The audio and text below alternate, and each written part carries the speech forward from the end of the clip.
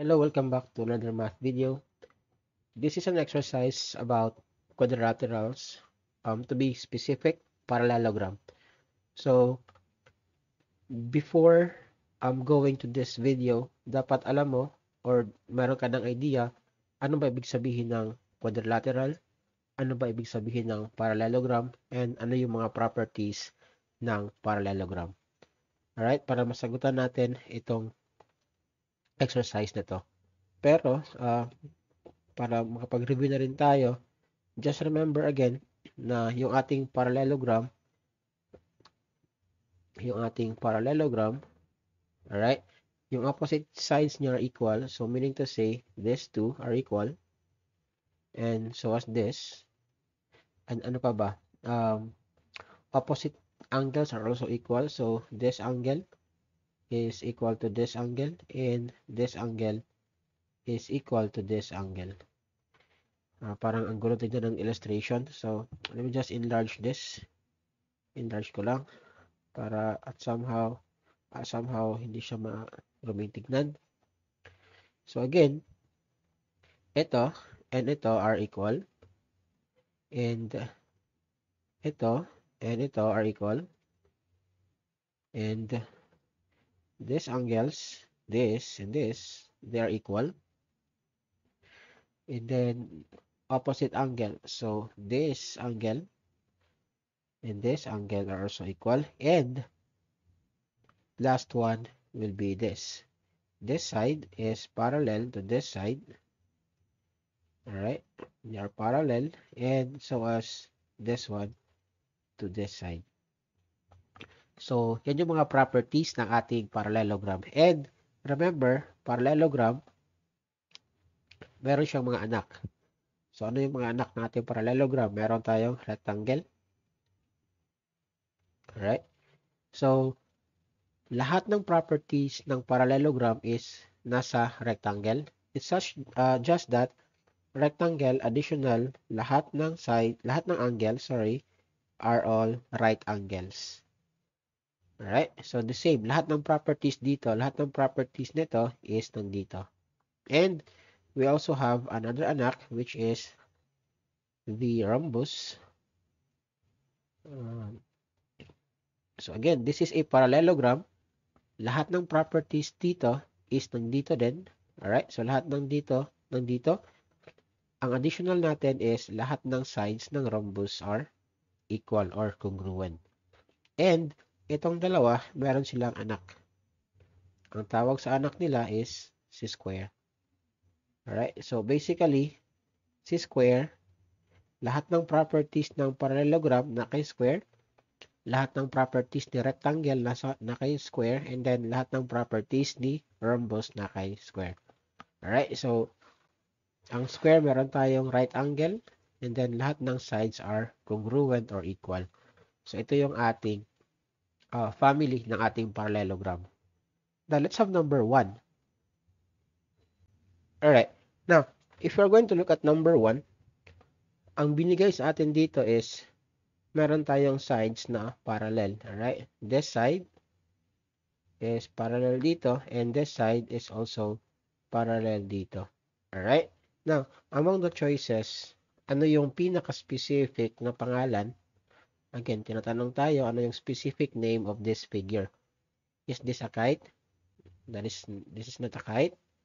Isosceles trapezoid? No. The more, hindi trapezoid. So again, the correct answer for this item is actually a parallelogram. Alright? Now, if you are wondering, ano ba yung kite? Ano ba yung trapezoid? Under parallelogram, quadrilateral, meron tayong tatlong branches. Alright? So, first branch is our parallelogram. Alright? Yung sinabi natin earlier. And then, meron din tayong kite. Alright? Now, yung kite, if you're going to look at kite, para siyang rhombus, right? But then again, ang kite, remember, one of the properties ng parallelogram is opposite sides are equal, right? Or congruent and parallel.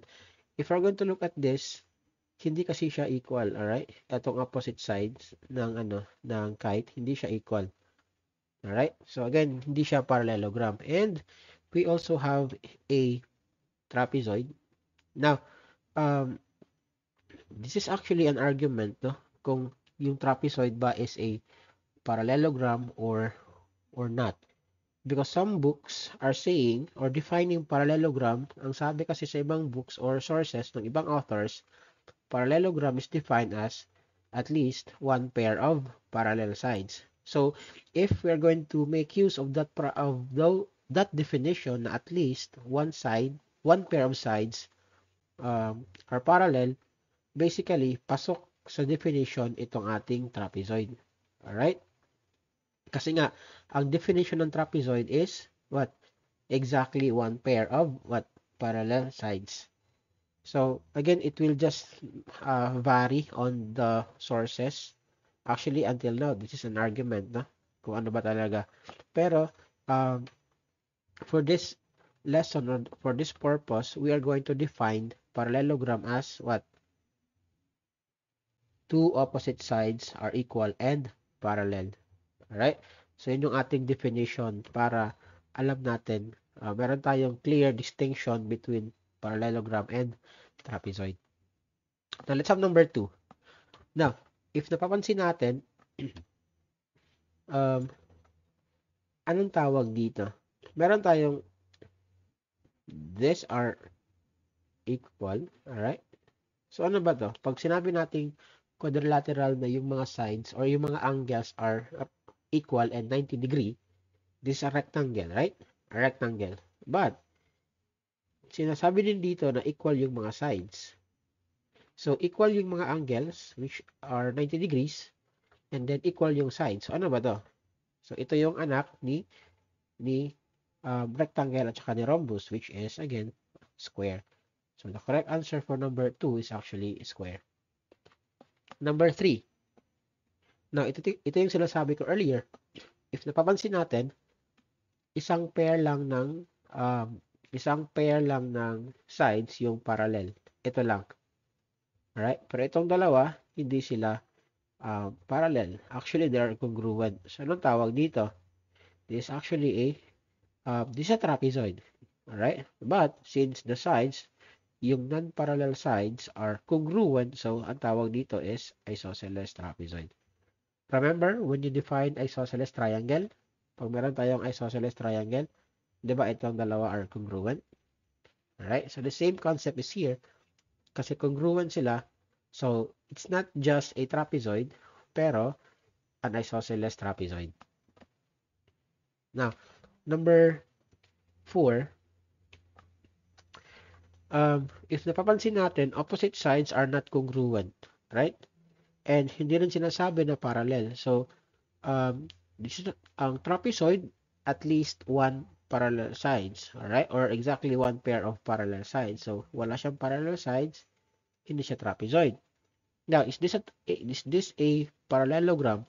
The answer is no, kasi nga wala siyang parallel sides.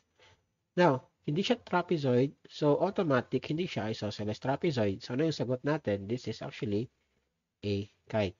So, again, sinabi ko earlier, yung kite, yung opposite sides niya are not equal, pero if napapansin natin, the consecutive sides are equal. Itong dalawa. They are equal, and itong dalawa are also equal. Pero, hindi sila, yung opposite sides are not equal or congruent. So, number 4, ang sagot natin dyan is kite. Now, number 5, ano to? Actually, number 5 is a repetition of number 2, right? Yeah, that's number 2. So, this will be a square. Now, let's have number 6. Number 6, itong dalawang sides are parallel. Pero itong dalawa, hindi parallel. So, anong tawag dito? Is this a parallelogram? No. Alright? Is this a kite? Merong parallel sides? Hindi. Is this a trapezoid? Yes. Alright? Pero, is it a trapezoid alone or an isosceles trapezoid? Yung sides, hindi, walang markings that they are equal or congruent. So, basically, this is just a trapezoid. Let's have number 7. Number 7, alright? So, Itong side na to, ito, and ito are parallel. Ito and ito are parallel. And do we have any more information? Wala. So, is it a trapezoid? Hindi. Is it a kite? Hindi. Hindi siya trapezoid, so basically, hindi siya isosceles trapezoid. So, this is actually a parallelogram. Number 8. Number 8, the same with number 4, right? Number 8 is the same with number 4. So, this is just a kite. Next, number 9. Number 9 is the same with 7. So, this is what? Parallelogram, right? This is a parallelogram. And then number 10, this is just a one pair of parallel sides, a trapezoid. Right? So, ito yung mga sagot natin for this exercise.